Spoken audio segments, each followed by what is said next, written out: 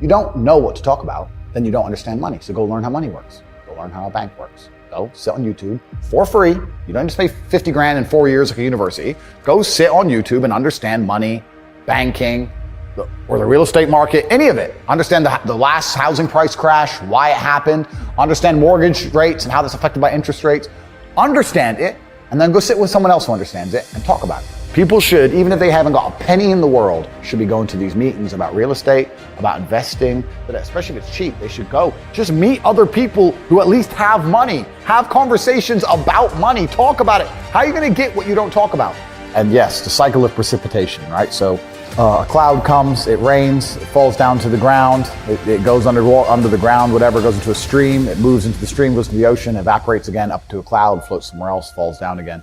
Always moving. That's how money is. People think that money is in these large stagnant pools hidden in people's bank accounts. That's not really true. Money is constantly moving all the time. And if you can find a way to get in between it and stand in the right place at the right time, you're gonna get wet. I think that's the new modern way to view the world. It's an attention economy. It doesn't matter what you do. If you're getting attention, you'll make money.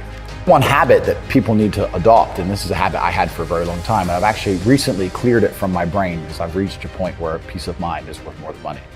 But every single time money is spent, you need to identify how your money was taken from you. And I say taken because money can't be made. Money is taken.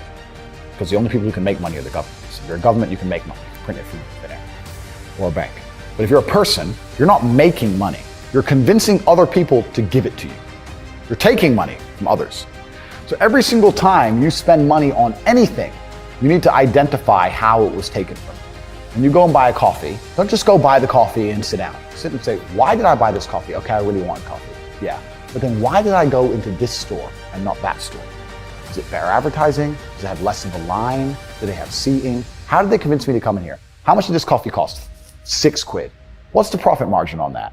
Probably £5.50, £5.80 probably by the time. The cup probably costs more than the coffee. The coffee is just water.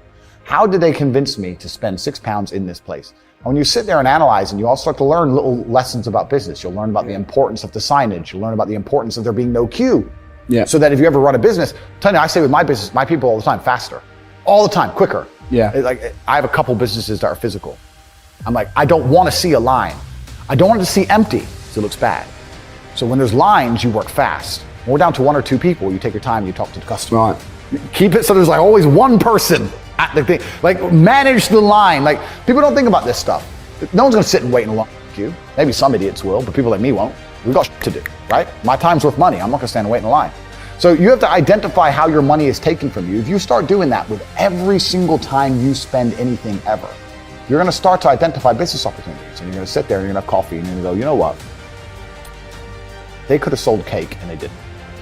Could I outcompete this place? Let's imagine I had the money to start a coffee shop right next door. How would I outcompete them? Well, I'd have cake because they don't have cake. Also, most people in here are businessmen. And the guy serving some dude. No, we need a cute waitress. His ass is fired. We need a chick. Put a chick here, some cake in. Financial Times, business people in. People don't even think about this stuff. They don't use their brain ever. They don't ever look around and realize how they're spending their money. They don't look around and look at which businesses are successful. They don't look around and pay attention to anything. They don't look at the world and all the things that are happening and how it can benefit them. None of it. They don't look at any of it. They're too busy following the circus. That's why it's clown world. I was walking to college with a couple of my friends and a Ferrari drove past. And I said, bro, you see that? And he goes, yeah, what about it? I said, doesn't that piss you off? I must have been about 16. He goes, why?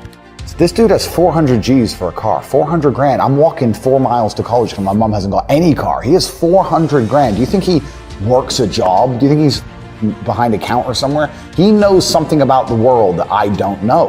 And they were like, well, he's rich. I'm like, yeah, I know. I didn't say he wasn't rich, dummy. I'm saying he knows something about the world I don't know. And I was intrigued and it angered me. I couldn't sleep for weeks. I was pissed off. Every time I saw somebody with genuine money, I understood that everything I was being told and taught and they were trying to make me believe just simply wasn't true. I was like, none of these people are getting these things by following the path that the system is trying to make me follow. And everybody intrinsically knows this. If you go to if you're at BP, you're at a petrol station, and I pull up in my Lamborghini, nobody goes, wow, he went to school. He studied hard. And they do that because they know that the easiest way to amass wealth is to break the rules, because the rules are not designed to allow most people to make money. You can make money within the rules, of course you can, but most people don't. Most people who follow the path work, consume, die. That's it. So I always knew the same thing as you, and I knew there had to be another way. I knew that just working for money was a paradigm that wasn't true. And then you understand making your money work for you, and you understand delinking your time from money. You start learning to understand these things, but eventually you build a system and you build an ecosystem like me. I have 60 or 70 people work for me all around the world, and things just happen and money just kind of appears as long as everything's well organized. I mean, in my experience, like imagine if I didn't have all this money and I had to go get a job again, I'd get a sales job, because I've always been a salesman. And I think that's a very important life skill to have, to be good at sales and to deal with the stress and have a commission-only environment. But I don't know if they even teach sales in university. Yeah, it's all garbage. They don't teach anything important. They just teach anything. They teach things that are going to keep you inside the slave mind. And they want you to go to school and then go to college and then go to university and get in debt. And you have to be in debt, so that now you have to work.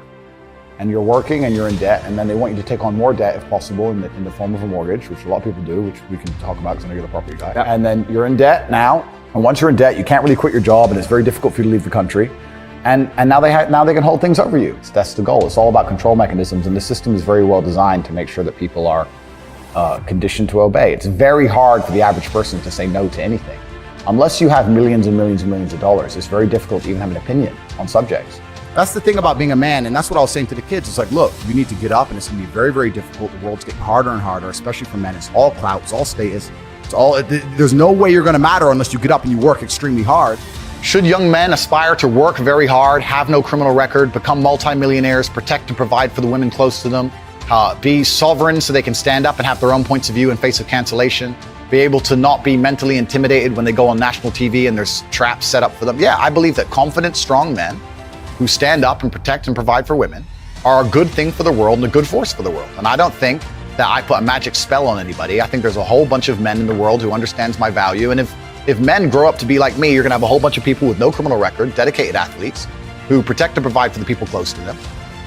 The thousands of people who have emailed me saying, my doctor told me I was clinically depressed and it's a disease that I have got in my brain and I can't be fixed. And I started listening to you and I realized that that's not the case and I can fix my own life, and you're the only person who has ever helped me. I believe feeling depressed is real.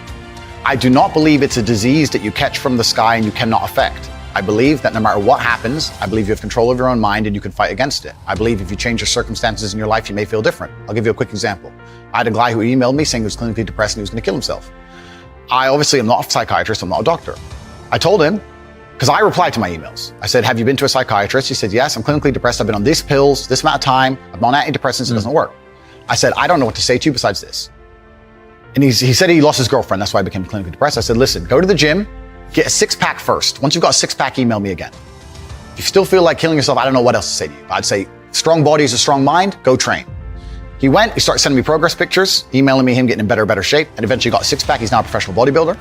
And he said, I can't believe I was considering that. I feel so much better, etc. The doctor who was telling him he was clinically depressed and couldn't cure it, he started taking control of his own life, and now he felt better. That if somebody has depression of any kind, whether it's clinical, whether it exists or not, whether they feel depressed or not, whatever, that taking control of their life, taking personal responsibility and working hard is always going to be the positive, best thing they can possibly do for their life going forward. How positive is it? Them.